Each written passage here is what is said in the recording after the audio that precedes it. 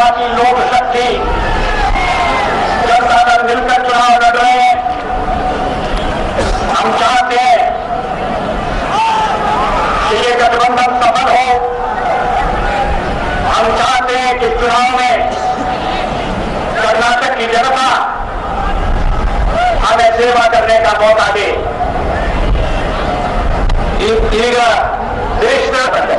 अभी आपने हमारी लोकसभा की प्रत्याशी श्रीमती सुषमा स्वराज को सुना।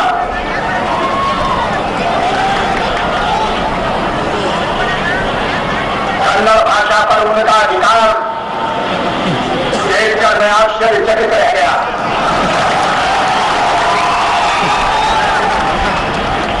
मुझे डरे कहीं कर्नाटकवासी उन्हें अपने यहां न रख ले, दिल्ली जाने से मना करें।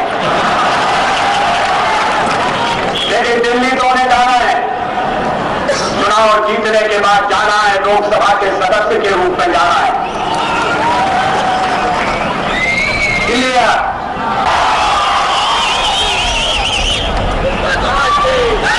श्रीमती सुषमा स्वराज लोकसभा का चुनाव लड़ना नहीं चाहती। उन्होंने चुनाव लड़ने से मना किया था। उन्होंने कहा था कि मैं इस बार चुनाव नहीं लड़ूंगी, मैं पार्टी के और उम्मीदवारों के लिए काम करूंगी। लेकिन कोई अदृश्य शक्ति थी जो ये तय कर रही थी कि वो चुनाव भी लड़ेंगी और कहां लड़ेंगी ये भी तय कर रही थी।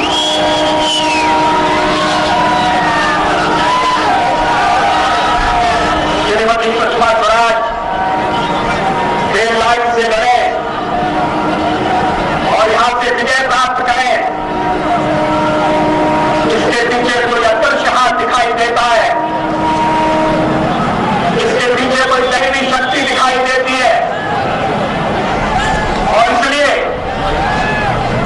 आज वो आपके बीच में हमारी प्रत्याशी के रूप में उपस्थित है। श्रीमती सुषमा स्वराज नमಗೆಲ್ಲ ಹೇಳಿದ್ರು ಈ ಬಾರಿಯ ಚುನಾವಣೆ श्रीमती सोनिया गांधी कहीं से भी चुनाव लड़े, किसी को आपत्ति नहीं हो सकती, किसी को ऐतराज नहीं हो सकता। लेकिन रेलगाड़ी आने के लिए उन्हें 2 इंच में आने की जरूरत नहीं थी। ये स्वतंत्र देश है, लोकतंत्रवादी देश है, यहां रात के अंधेरे में काम नहीं होना चाहिए।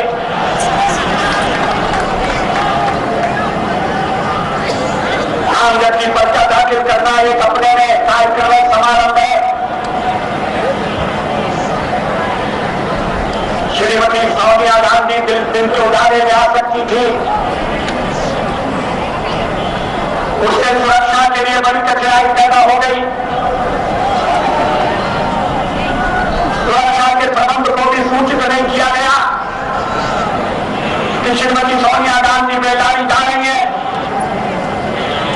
उनके साथ कोई रक्षा करने वाला नहीं था, हिफाजत करने वाला नहीं था, देखरेख करने वाला नहीं था। ये सरकार के लिए बड़ी मुसीबत की बात हुई, ऐसा नहीं होना चाहिए था। श्रीमती सोनिया गांधी प्रधानमंत्री न बने, ये आवाज सबसे पहले कांग्रेस पार्टी के बीच में से उठी, उनके घर में से उठी। श्रीमती सोनिया गांधी और प्रधानमंत्री विश्व पार्टी के जो लोकसभा में नेता है श्री शरद पवार, उन्होंने ये मांग उठाई, जो कांग्रेस की तरफ से लोकसभा के अध्यक्ष रह चुके हैं। कल ये श्री संगमा, उनकी ओर से ये आवाज उठाई गई। श्री तारिक अनवर ने ये आवाज उठाई, ये सब कांग्रेस के थे जिन्होंने आवाज उठाई कि विदेशी मूल का कोई व्यक्ति राष्ट्रपति या प्रधानमंत्री नहीं होना चाहिए। बाद में इस मांग को और दलों ने समर्थन दिया। ये मांग कोई व्यक्तिगत रूप से उनके खिलाफ नहीं है, लेकिन देश के हितों की रक्षा के लिए इस तरह का प्रबंध किया जाए, ये देशवासी अनुभव करते हैं। लोग सवेरे विदेशी मूल के होने के अलावा किसको कितना अनुभव है, ये भी एक महत्वपूर्ण पहलू है जिसको ध्यान में रखा जाना चाहिए। विदेशी मूल मात्रा, मैंने आपको कहा कि मैं तो 40 साल विरोधी दल में रहा हूं। मैंने कभी विरोध के लिए विरोध नहीं किया, रचनात्मक विरोध किया, विधायक विरोध किया, और धीरे धीरे सीढ़ी दर सीढ़ी चढ़ते चढ़ते आज मैं इस स्थिति में पहुंचा हूं। मानो आज के जीवन में हमारे 13 महीने के शासन में ये भविष्यवाणियां की गई थी कि हम सरकार में आएंगे तो उपद्रव हो जाएंगे, दंगे होंगे। कोई दंगा नहीं हुआ, कोई सांप्रदायिक उपद्रव नहीं हुआ।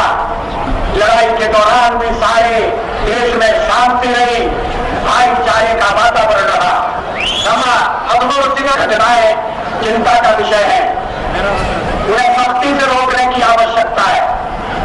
आजादी के 50 साल बाद भी हम सामाजिक न्याय नहीं ला सके, इसका हमें अफसोस है।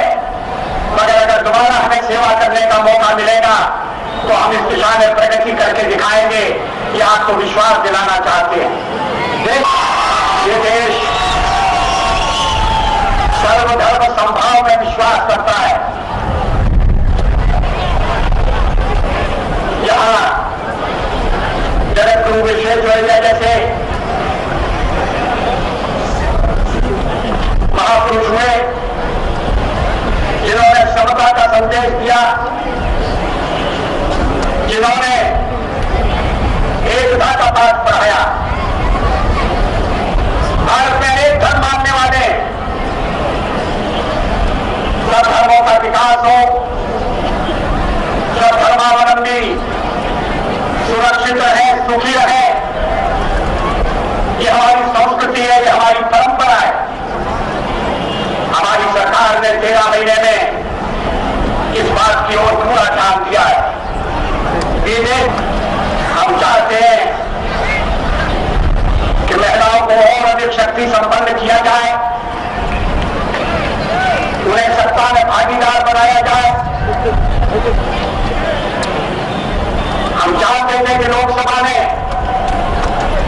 ऐसा विधेयक पास हो जिसके अंतर्गत विधानसभा में और लोकसभा में महिलाओं के लिए स्थान रिजर्व किए जा सके, सीट सुरक्षित की जा सके। लेकिन कुछ पार्टियों के विरोध के कारण ऐसा नहीं हो सका।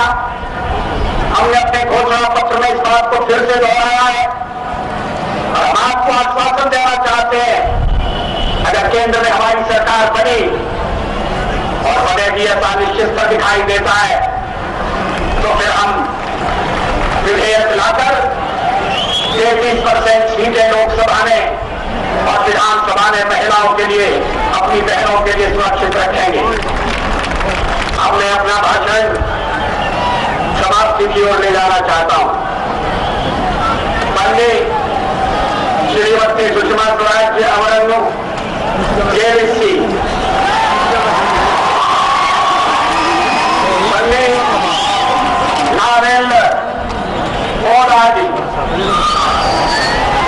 ಒಂದು ಸಮೃದ್ಧ ಸುಖಮಯ ಶಾಂತಿಮಯ ಮತ್ತು ಸಮತೆ ಮಮತೆ ಸಾಮಾಜಿಕ ನ್ಯಾಯ ನೆಲೆಸುವ ಭಾರತವನ್ನು ಕಟ್ಟೋಣ.